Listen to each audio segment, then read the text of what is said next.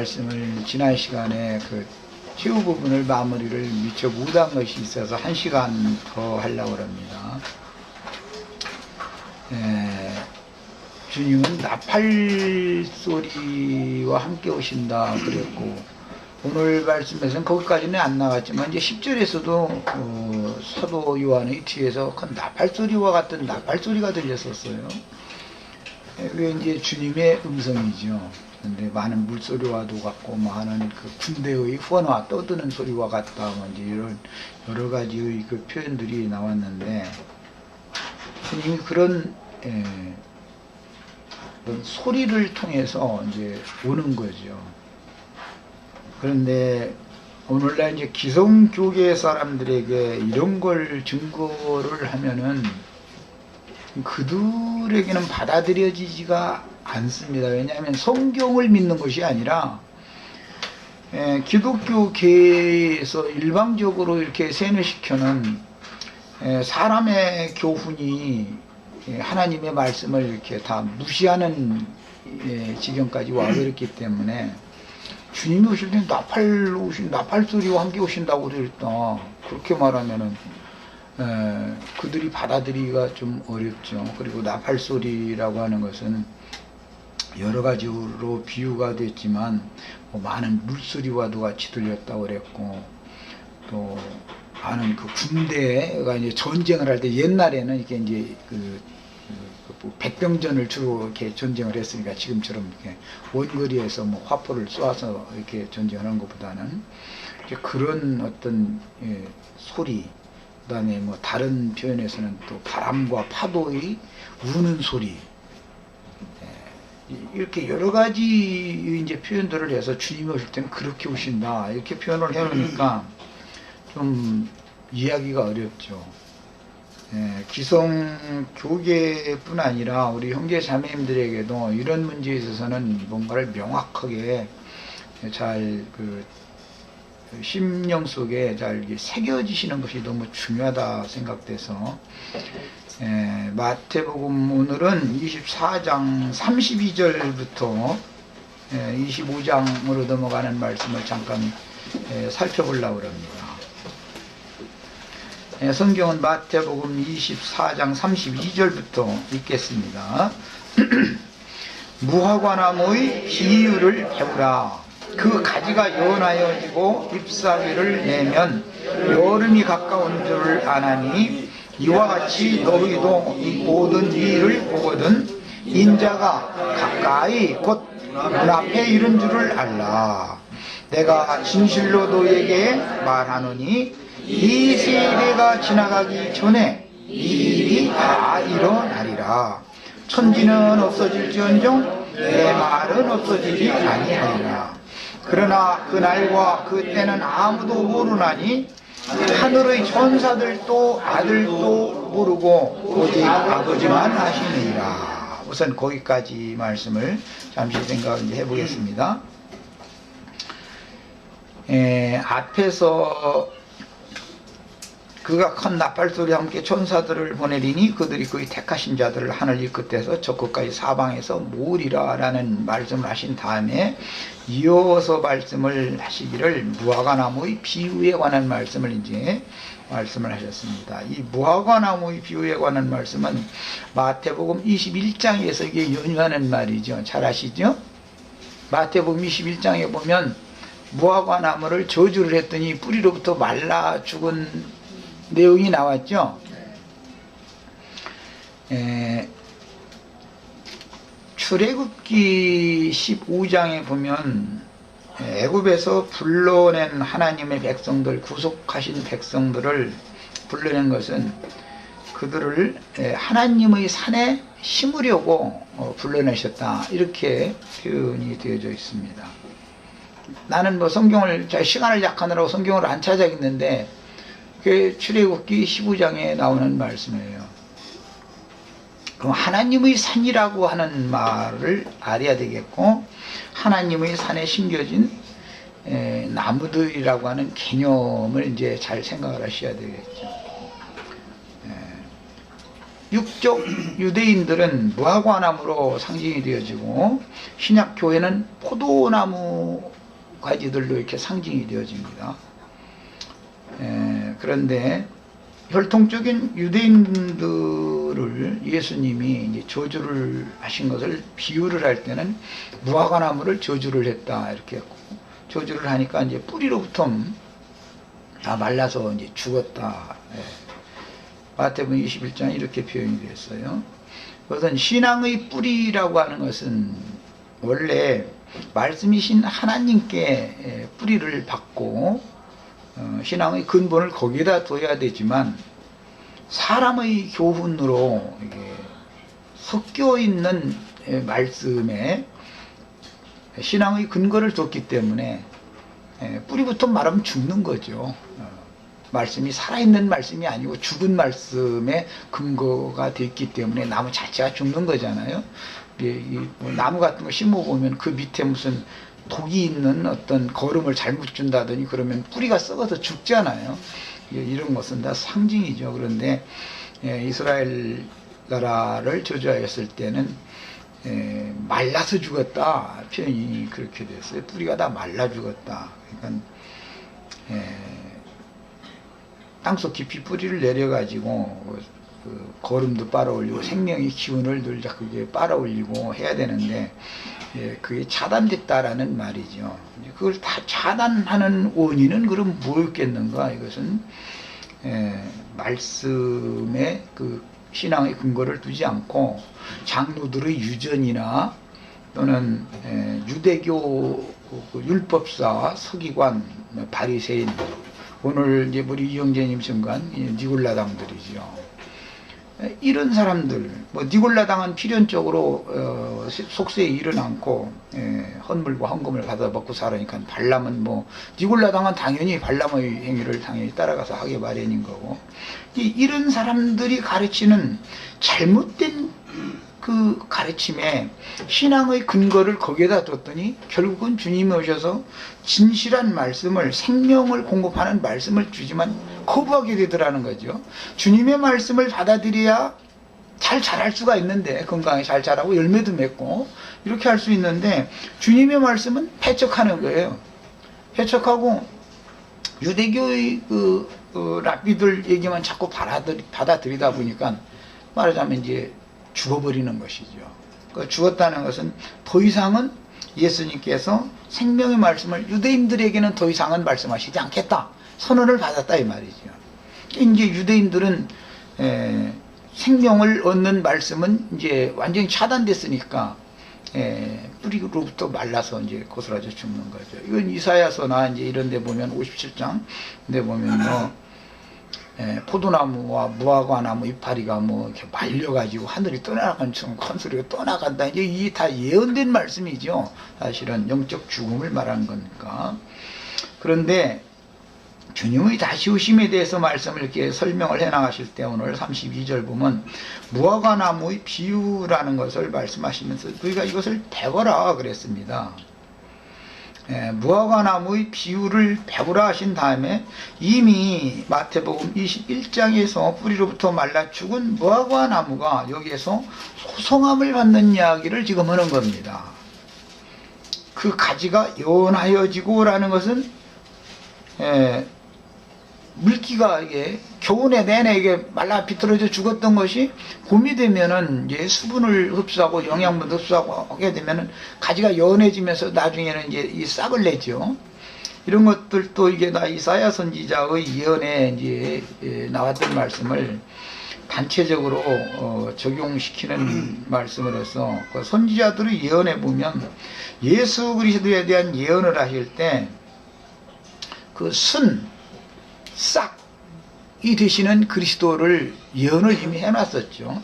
그러니까 이스라엘 나라가 멸망을 하고 이스라엘 나라가 다시 회복되어지고 하는 것은 그리스도의 죽음과 그 다음에 부활과 필연적으로 관계되는 말을 하는 것이다 라는 걸 알 수가 있는 거예요. 오늘 우리 이영재님도 그 나라에 대해서 이제 이 성경을 여러 군데를 찾아서 이제 증거를 해줬는데, 이스라엘 나라가 멸망한다 이 말은 실제로는 율법 말씀으로 말씀하셨던 그 하나님의 시대가 끝난다라는 말이죠. 그리스도께서 이스라엘 나라를 버렸다라는 말과도 같은 뜻이 되는 것이고, 그러나 그 버리셨던 하나님께서 무화과나무로 상징되어지는 육적 유대인들을 다시 회복시키는 때가 온다, 이제 이 말이죠. 그래서 이걸 이제 적용할 때는 늘 부활과 관계해서 적용을 하는 겁니다. 그 가지가 연화해지고 잎사귀를 낸다, 이것은 죽었던 나무, 마른 막대기가 소송된다라는 것은 부활을 말하는 것이다 말이에요. 성경에서는 그리스도의 부활이 유대인들의 부활과 영적 신앙의 회복과 관계가 있다는 걸 알 수가 있습니다. 그 다음에 이와 같이 너희도 이 모든 일을 보거든 이라고 그랬는데, 24장 1절에서 31절 사이에 나왔던 모든 일들입니다. 뭐 가장 중요한 것은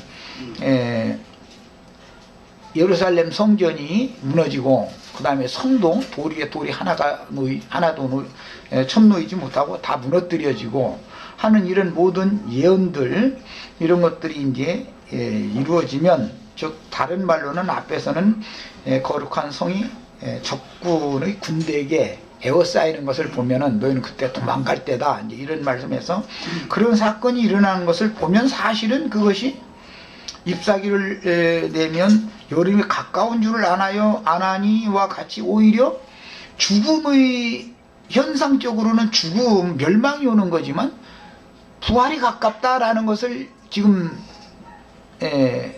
말씀하시는 거니까, 유대인들의 심판과 멸망이라는 것은 완전한 심판과 멸망이 아직은 아니다라는 것을 알 수가 있는 것이죠. 이미 23장에서도 주의 이름으로 오시는 이여 할 때까지 너희가 나를 보지 못하리라. 그럼 주의 이름으로 오시는 이여 할 때는 주님을 다시 볼 수 있게 된다라는 걸 지금 암시를 해놓은 거잖아요. 이렇습니다. 그 다음에 내가 진실로 너희에게 말하노니, 중요한 것은 이 세대가 지나가기 전에 이 일이 다 일어나리라 입니다. 그러면 예수님과 함께 생전 세상에서 예수님이 증거하시는 인자 예수의 증언을 들었던 그 세대 사람들, 그 세대 사람들이 지나간다라는 것은 이 세대가 자꾸 한 세대가 가고 한 세대가 오고 하니까, 예수님에게 사람으로 오셨던 예수님의 천국 복음의 증거를 들었던 사람들, 그 세대 사람들이 다 지나가기 전에 지금 모든 예언한 말씀은 다 이루어진다 이랬단 말이에요. 오늘날 이제 기성교계에서 주님의 재림에 대해서 증거를 하는데 어려움을 겪는 것은 이런 말씀을 너무 간과해버리는 데 문제가 있습니다. 예수님의 말씀에는 이 세대가 지나가기 전에 이 일이 다 일어나리라, 천지는 없어질지는 내 말은 없어지지 아니라, 이건 너무너무 확정하는 말이거든요. 내가 지금 너에게 예언한 이 말은 반드시 그대로 이루어진다 이 말이거든요. 그런데 그 세대가 지나가기 전에 마태복음 23장 24장 지금까지 있었던 모든 예언의 말씀들은 예수님이 친히 육신으로 오셔서 말씀을 전하셨던 그 세대가 지나가기 전에 이게 다 이루어져야만 이 말씀이 맞는 것이단 말이에요. 그런데 지금 기독교계에서는 이 말씀을 어떻게 봤냐면, 주님은 오신다는 약속만 하셨고 언젠가는 오실 것이다 이렇게만 하고 있지, 그때 당시 세대가 지나가기 전에 이 일이 다 이루어졌다라고 하는 사실은 안 믿는단 말이에요. 그러니까 이제 말씀을 전하기가 굉장히 어렵죠. 우리가 지금 와서 매 세대마다 예수님의 말씀은, 예수님이 이루신 구원과 심판은 주님이 말씀을 듣고 소자여 네 죄들의 사면을 받았느니라 해서 구원을 받은 소수의 무리가 있었고, 끝내 배척을 하다가 로마를 동원해서 심판받은 많은 무리가 있었죠. 그럼 그 시대부터 이미 그 세대로부터 시작해서 구원받은 소수의 무리가 있었고 심판받은 대다수의 무리가 있어 온 거예요. 분명히 이 세대가 지나가기 전에 이게 다 이루어진다 그랬으니까, 그러면은 구원도 매 세대마다 이루어지는 거고 심판도 매 세대마다 이루어진다라는 개념 정리를 먼저 해야 된다는 것이에요. 그런데 말씀을 사람이 인간들이 생각하고 있는 어떤 그 사람의 관점으로 세뇌시켜는 이 관점이 더 강하다 보니까 이런 중요한 말씀은 묻혀버리는 것이죠. 사장돼 버리는 거죠. 그러니까 진리를 전하려면은 이제 반기를 드는 거예요. 그 뭐 오늘 첫 시간에 우리 이영재님이 계시록 1장 9절 말씀을 할 때 요한이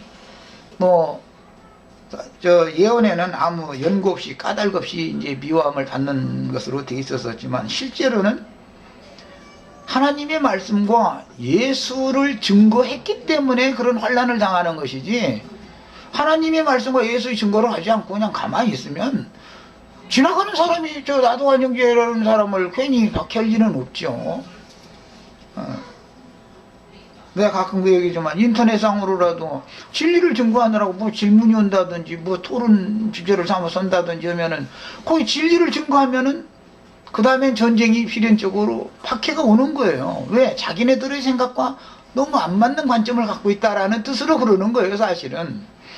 그런데 우리 형제 자매님들도 이런 걸 생각해서 영적 전쟁을 하는 것을 훈련을 평상시에 해 두셔야 됩니다. 꼭 영적 전쟁에 참여를 하셔야만 나에게 주님께서 맡겨주신 성령의 검, 진리의 말씀이 검이 정말로 안 밖으로 양말 가진 검으로 잘 연마되어져서 날카로운 예리한 칼이 되어져 있는가, 이걸 스스로를 검증을 자꾸 받아봐야 된다 이거예요. 그런데 그냥 뭐 그런 일은 나 형제님 하는 일이고 뭐 우리는 그 뒤에서 구경이나 하자 이제 이런 식이 되면은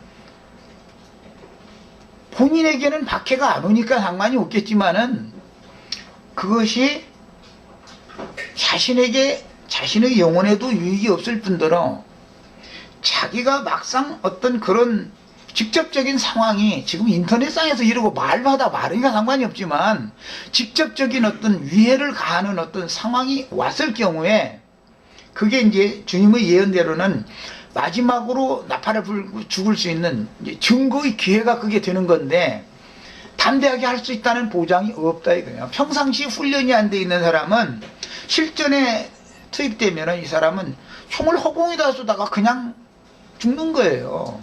우리나라 6.25 때 학도병들이 다 그랬잖아요. 왜? 그냥 겨우 사격하는 총 쏘는 훈련만 겨우 시켜가지고 전성에서 총만 쏜다고 되는 게 아니잖아요.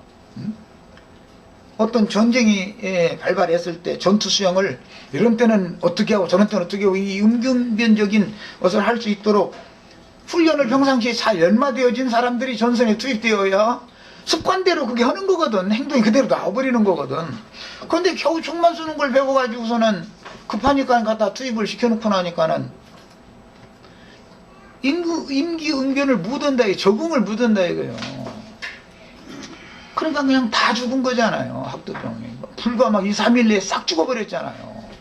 그래서 인명피해가 그렇게 많이 나고 그랬는데 이런 것들을 알 생각을 해보시기를 바랍니다. 평상시에 우리가 사람을 만나면 개인적으로 전도를 해서 자꾸 전도를 하다 보면 내 스스로가 점점 더 밝아지고 내가 불분명한 이런 면에서는 내가 말이 막히는구나, 내가 좀 이런 면은 불분명하구나, 이런 것도 스스로 검증을 받을 수 있고, 그래서 전도를 평상시에 하셔야 돼요. 전도의 일을 평상시에 하셔야 돼요. 평상시에 전도의 일을 하는 것은 훈련과 같은 거다 이거예요. 막상 나의 육신의 어떤 위해를 가하는 상황이 왔을 때 그때 큰 나팔을 불 수 있는 것은 평상시 우리가 이런 평안하고 안전한 이때 사람을 만나면은 무조건 전도의 말이 나와야 되는 거예요. 우리의 입에서는. 무슨 세상 사람들 같으면 뭐 주식 투자를 언제 어느 회사 것을 언제 샀다 언제 팔아야 되고 이제 이런 얘기가 그건 허락을 안 해도 자연히 나와. 그거는 또 거기에 이제 심취된 사람들은 모이면 다 그 얘기밖에 더해요. 그 사람들이야. 왜? 그 속에 그게 들어있으니까. 우리 속에 하나님의 말씀과 예수의 증거가 들어있다면 평상시에 사람을 만나면 그냥 놔두면 안 된단 말이야. 그 사람이 듣기 싫어하면은 좀 이게 조금 절제하는 것은 필요하겠지만, 그건 이제 하는 방법에 있어서는 지혜가 필요하겠지만, 어쨌든 내 입을 가만히 이렇게 놔두면 안 되는 거예요. 그리고 전혀 이 믿음 세계에 관한 것을 모르는 사람들에게 이제 하는 거야 좀 그래도 쉽지만, 그래도 성경줄이나 읽고 자기 신앙 나름대로 그래도 내가 너보다 나으면 낫지 모질할 게 있는 줄 아냐 속으로 이렇게 하는 사람 만나서 한번 해보면은 자기의 칼이 얼마만큼 예리한지, 화살 쪽에는 정말로 독이 한 번 딱 꽂히면은 독이 퍼져서 더 이상은 냄비지 못할 만큼 완전한 무기를 내가 지금 장비하고 있는지 이런 것들을 검증을 꼭 하시길 바랍니다. 전도일이라는 것이 훈련이다 생각을 꼭 하시길 바라요. 성령을 받으면 당연히 새 방언을 말하게 돼 있는 거예요. 그런데 성령을 받았다 해가면서도 그냥 세상 얘기, 뭐 세상 돌아가는 얘기, 뭐 이런 얘기는 잘하는데 전도의 말이 안 나온다라는 것은 뭐가 지금 우리 신앙이 침체 상태에 있다든지 아니면 내 스스로 어떤 진리에 대한 증거를 확증을 자신있게 하지 못하고 있다라든지 뭔가 하여튼 문제가 있다는 것을 스스로 다 발견할 수 있기를 바랍니다. 그러셔야 되겠어요. 그 다음에 주님은 이제 이 본론으로 다시 돌아갑니다. 추수꾼들을 보내서 추수일을 하시는데 나팔소리를 한다고 돼 있고 하늘 끝에서 저 끝까지 다 사방에서 이제 불러 모은다 그랬는데 어디로 불러 모읍니까? 세상 나라에서 주와 그 그리스도 주님의 나라로 불러 모으는 거예요. 그것도 이제 좁은 관점에서 보면 마귀 집에서 귀신들의 처소에서 주님의 집으로 불러 모으는 거죠.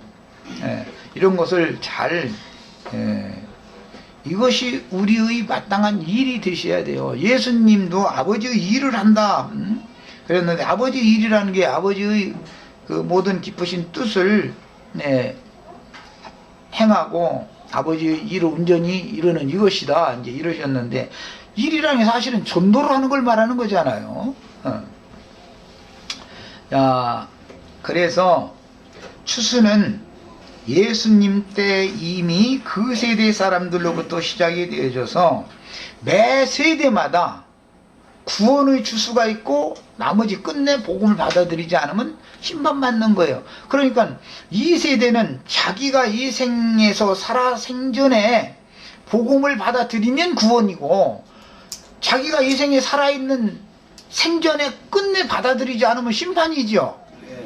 늘 이것은 반복되는 것이다. 주님의 말씀이라는 건 그때로부터 시작해서 이거에 그런 것이지, 2000년 동안 추수가 없다가 구원이나 심판이 없다가 뭐 몇 년도 몇 월 며칠 날 뭐 구원 심판이 말이 그때서 있다 이래가면서, 그럼 심판이 뭐냐 그러면 핵폭탄 터진다 이래서 뭐 태양 폭풍이 뭐 몰려와가지고 뭐 지구를 뭐 날려버린다 해서 그래서 하면은 참 내가 듣기에는 너무 우스꽝스러운 얘기지만 그 사람들이 생각할 때는 그게 어떤 바람이 이렇게 분위기가 형성돼서 이게 흘러가기 때문에 거기에 휩쓸린다 이게 다. 그건 뭐예요? 유대인들이 저주를 통해서 뿌리가 말랐던 것처럼 교회 시대에 포도나무도 지금 뿌리가 마르고 있는 중이다 이 말이에요. 진액을 빨아 올려야 되는데 뿌리가 인간교훈이나 사람의 무슨 신학이나 철학이나 뭐 맨 이런 이야기만, 그걸 거름 잘 되라고 그걸 거름을 주니까 뭐든지 거름이 지나치면 죽는 거요. 적당한 시기에 시비를 해도 하는 방법이 있어야 되고, 뿌리에 직접 닿게 거름 주면 다 죽게 돼 있어요. 저 채소 이거 길러보시다가 에이 이거 참 도래가지고서 말이야 악마 떠가지고 잘 안 되는 듯 싶다고 에이 안 되겠다 해서 뿌리 쪽에다가 그냥 파고서는 그냥 거기 길이 한 줄만 갖다 넣어주어봐. 걔가 막 무럭무럭 잘 자랄 것 같아요? 죽어버려. 썩어가지고 뿌리가 썩어버려가지고. 이런 것과 똑같은 거예요. 이게 생명의 이치거든요. 시비를 해도 잔뿌리에서 멀리 떨어진 거리에다가 비료를 줘도 비료가 녹아가면서 수분을 형성해가면서 잔뿌리가 서서히 접근을 해가지고 스스로 빨아들여서 이렇게 할 수 있도록 이렇게 줘야 되는 것인데, 그냥 빨리 자라라고 이렇게 버리면 안 되는 거죠. 그런 것과 마찬가지로 다른 교훈을 그 나름대로는 다 거름준다고 지금 다 예배당 오늘도 잘 모여놓고 참 지금 다 나름대로 뭐 거듭났다고 해가면서 거듭난 영혼들 기른다고 지금 좀 거름주느라고 저랬었는데, 그거를 잘못 빨아먹으면 죽는단 말이에요. 그러니까 지금 유대인의 때에서 이방인의 때로 전환될 때 무화과 나무가 뿌리가 말랐다가 연한 가지가 나오고 잎사귀를 내고 하는 일이 그 세대가 지나가기 전에 있었던 것처럼 매 세대의 교회시대 전기간 동안 이 일이 반복되어졌고, 지금 이 세대가 이제는 한 시대가 바꿔지는 경점이다라는 말이죠. 그러면은 이방 가운데 구원 얻었다고 자부하고 있는 포도나무도 시비를 잘못하고 관리를 잘못하면 고스란히 죽을 수가 있다는 거예요. 시대가 유대인의 때에서 이방인의 때로 오느냐, 이방인의 때에서 다시 유대인의 때로 가느냐라는 차이가 있을 뿐이죠. 그 다음에 연한 가지와 연한 그 싹을, 잎사귀를 내면 여름이 가깝다라는 말은 주님의 오심이, 이제 무화과 나무가 그때 당시는 이파리만 무성했기 때문에 저주를 했지만, 이 무화과 나무는 이제 여름이 가깝다라는 것은 열매 맺을 때가 가깝다라는 개념이죠. 그러니까 유대인의 때가 끝나고 이방인의 때가 왔다가 이제 이방인의 때가 끝나고 유대인이 회복되는 때가 온다. 그 말은 이제는 유대인이 열매를 맺는 때가 온다라는 걸 지금 염두에 두고 예언하는 말씀이란 말이에요. 사실은 역사상에서도 보면 1948년도 5월 14일 날인가 영국을 통해서 이스라엘 나라가 지금 회복이 되어져서 이스라엘 나라라고는 세상 나라의 이스라엘 나라가 세워졌죠. 그럼 세상에 있는 이스라엘 나라는 주님의 나라는 아니죠. 다만 표상이죠. 표상적인 이스라엘 나라가 세워졌다라는 것은, 그런 것을 보면 우리는 주님이 오심이 그때부터 영계에도 시작이 됐다라는 걸 우리는 알 수 있는 거다 이거예요. 표상을 보고 영적인 사실을 우리는 깨달을 수 있는 거죠. 이 세대에 관한 말씀은 앞에 23장 36절에서 이게 이미 나왔던 말씀인데 한번 읽어보고 나가겠습니다. 내가 저기서부터 그 앞절 35절부터 봐야 되겠네. 그러므로 의인 아벨의 피로부터 성전과 제단 사이에서 너희가 죽인 바라갸의 아들 사가랴의 피까지 땅 위에서 흘린 의로운 피가 다 너희에게 돌아가리라. 여기 다 너희에게라는 이 사람들은 예수님에게 그때 당시 저주를 선고받은 사람들이잖아요. 예수님이 육신으로 생애에 계시면서 저주한 유대인들이에요. 화 있을 진저히 외식한 서기관과 바리새인들이에요. 이 사람들을 말한 거예요. 내가 진실로 너희에게 이르노니, 이것이라는 건 이 화를 선포한 이 재앙이 이 세대에게 돌아가리라 그랬어요. 그러면 예수님과 함께 생전 세상에 살아있던 그 세대를 재앙이 있을 것을 선포한 거죠. 이것이 뭐예요? 무화과나무가 뿌리로부터 마르게 된 원인인 거예요, 이것이. 그런데 무화과나무의 비유를 말씀하실 때는 그 가지가 연해지고 잎사귀를 내려면 여름이 가깝다. 이것을 나르라. 이것을 나르라 라는 말씀할 때 인자가 곧 문 앞에 이른 줄을 알라. 이렇게 표현을 했어요. 그 다음에 이것을 확정하기 위해서 천지는 없어질지언정 내 말은 없어지지 아니하리라 그랬는데, 역사상에 보면 예수님의 저주를 받은 그때 당시의 예루살렘의 기득권자들은 끝내 복음을 대적하다가 로마의 침공을 받아서 멸망을 받았지만, 로마의 침공을 받기 바로 직전에 성령으로 오셨죠. 주님이 제자들을 통해서 유대인들이 절기를 지키러 예루살렘에 다 모였어요. 그때까지는 예루살렘이 아직 멸망하지 않은 때니까. 네. 그때 사도들이 증거하는, 베드로와 11사도가 서서 증거하는 그 나팔 소리가 주님이 오심이었죠. 유대인들을 다시 찾아오십니단 말이에요. 그러니까 이 세대가 지나가기 전에 일이 다 이루리라는 그와 같이 실현이 되었다 이 말이에요. 야, 이거를 보면 육체로 죽임을 당하신 예수님은 육체로 또 오는 법은 없구나 라는 것이 답이 거기에 다 들어있는 거죠. 암시적으로. 예. 그리고 나서 매 세대에 복음은 계속 전파되는 거예요. 복음이 계속 전파되는 건 나팔소리와 함께 주님 오신다고 그랬고, 하늘 이 끝에서 땅 저 끝까지 사방에서 불러 모은다는 일이 계속 되고 있는 거죠. 지금 매 세대마다 이렇습니다. 그런데 이제 36절에 그러나 그 날과 그랬는데, 날들입니다. 이게 복수.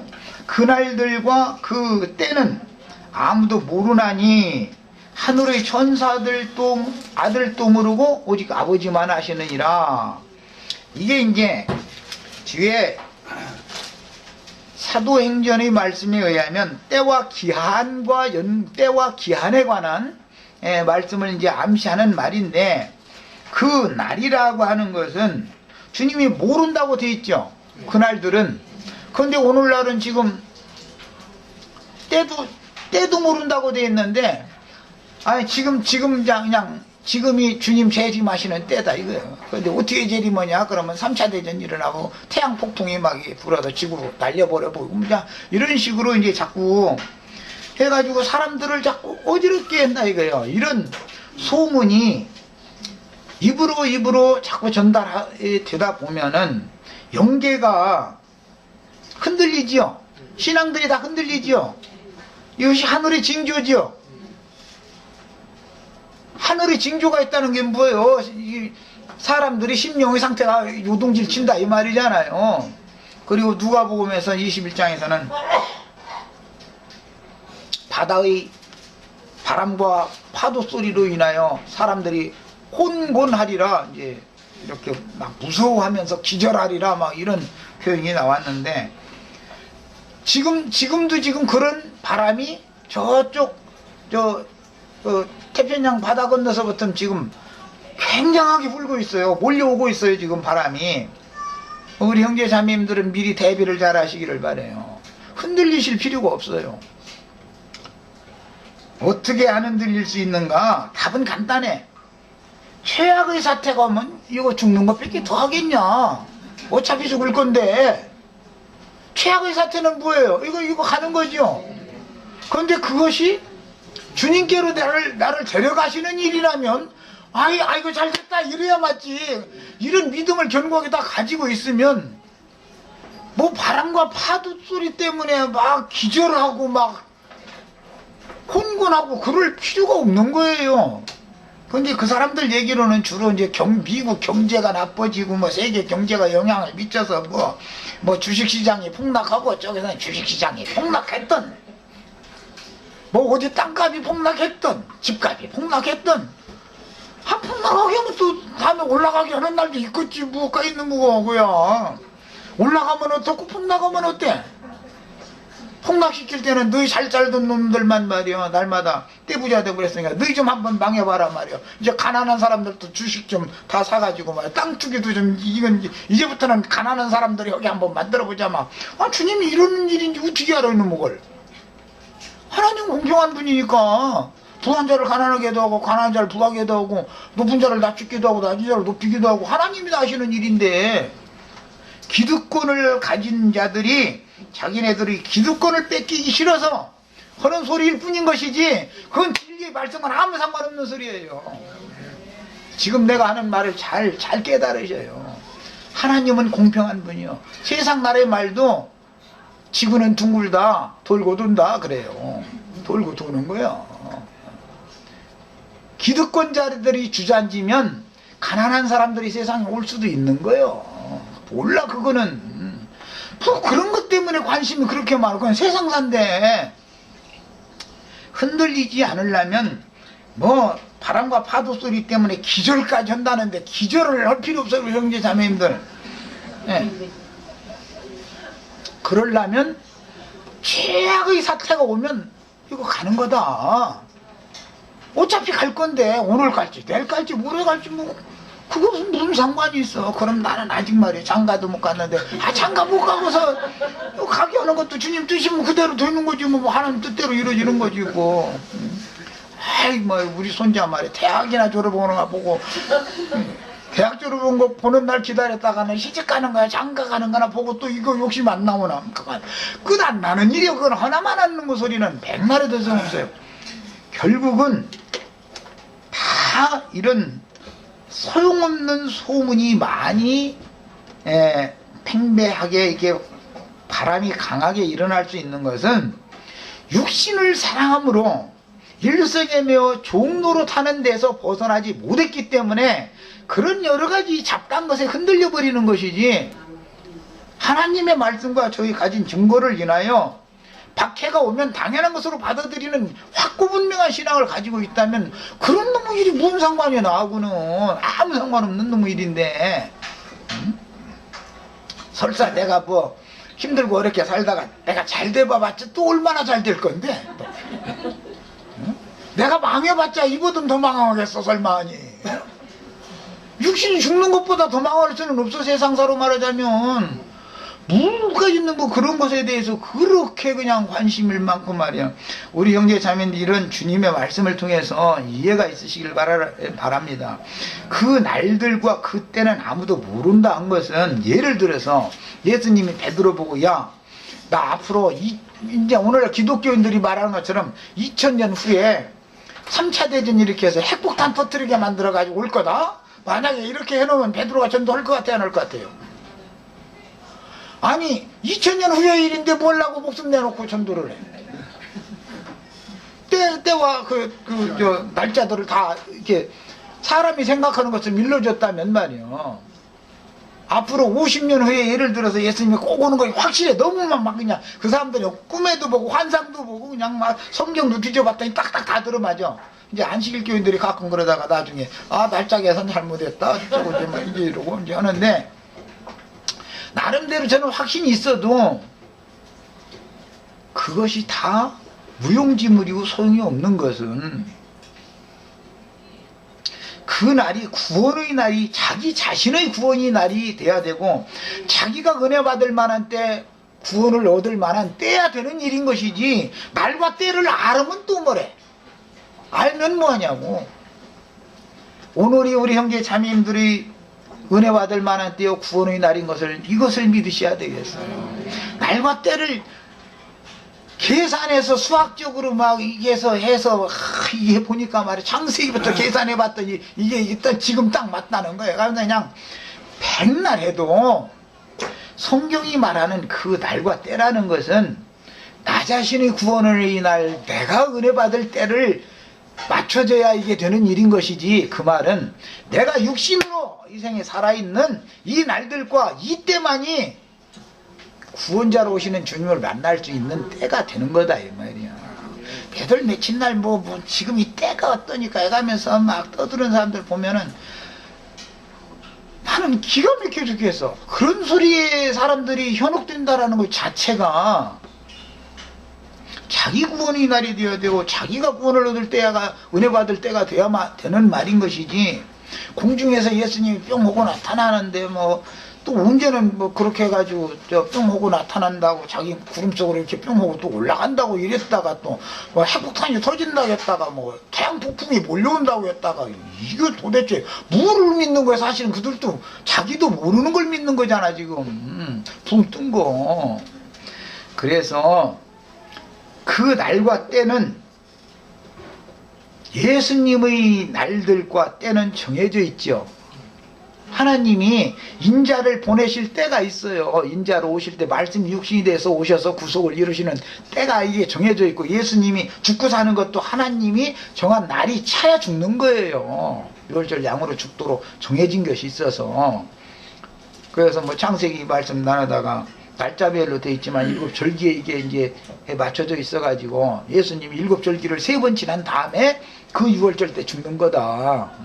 이게 요한복음을 자세히 읽어보면 이렇게 돼 있어요. 첫째 날, 둘째 날, 사흘 되던 날, 나흘 되던 날, 닷새 되던 날, 6일째 되던 날, 안식일 날, 그 다음에 또 첫째 날, 둘째 날, 이런 식으로 반복하고 있어요.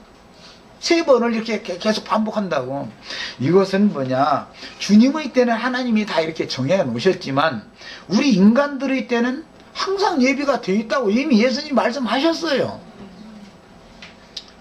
오늘이 우리가 구원 얻을 날이고 은혜를 입을 때인 것이지, 내가 죽고 나면은 그 날이 몇월 며칠 날이고 어느 때라 이 때라고 해가면서 떠드는 걸 알았어도 나 죽고 나면 다 소용없어.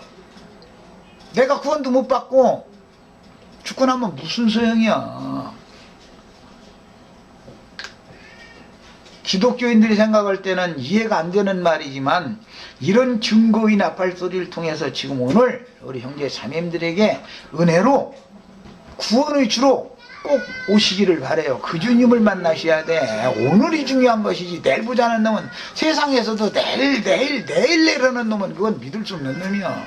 그 출애굽기에 보면 바로란 놈은 꼭 내일 가라 아주 내일 타령이야. 내일 보자는 놈은 그건 다 소용없는 놈이야. 지가 내일 살아있을지, 내일 지가 내일이 되기 전에 지한테 무슨 일이 일어날지 지가 신이야? 뭐 어떻게 한다고 형. 내일 보자고. 돈 받을 거 있으면 내일 주겠다고 사람 믿지 마세요. 지금 내놓으라고 그러세요. 지금 내놔야 이게 확실한 거지. 내일 보자는 사람 그 사람 오늘 저녁 죽으면 못 받는 거 아니야. 어떻게 할 거야. 네. 자, 이제 여기 때와 기한에 관한 이야기는 아까 이영재님이 증거를 이미 했어요. 이방의 때로 전환되었으니까 이방의 충만한 수가 얻어지면 최종 추수가 되겠죠. 당연히. 매 세대마다 추수를 하셨다가 마지막 추수를 하는 정점이 당연히 있기 마련이죠. 그런데 더 중요한 경륜적인 마지막 추수의 수를 채우는 것보다는 그 수에 내가 들어가느냐의 여부가 더 중요하다라는 거예요. 제일 중요한 거는 딴 얘기 다 해도 소용없어. 나빠지면 물에까지는 뭐 다 소용없는 일인데.